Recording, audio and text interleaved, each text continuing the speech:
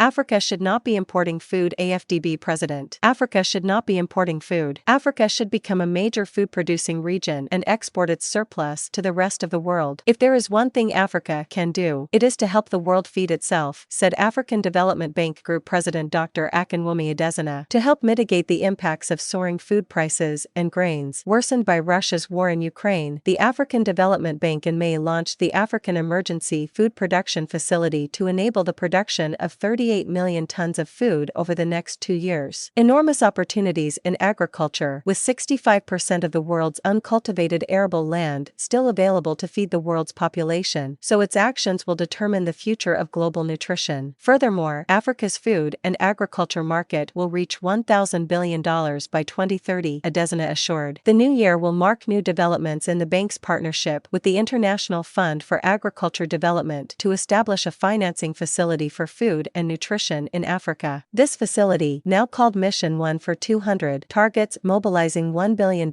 in the next 2 years from primarily non-traditional donor sources to address more structural issues in the modernization of Africa's agricultural sector. Its objective is to double the productivity of 40 million smallholder African farmers and produce 100 million metric tons of food and feed 200 million people. The bank is scheduled to launch this financing facility in late January, with the aim to drive agricultural transformation across Africa and helping to ensure no one is left behind. The $1.5 billion facility stepped into action with the bank approving initial programs in 26 African countries at a value of $1.257 billion. The bank group's African Emergency Food Production Plan will provide 20 million farmers across Africa with seed varieties of primarily wheat, maize, rice, soybean, and oil palm, as well as access to fertilizers to produce additional food worth $12 billion.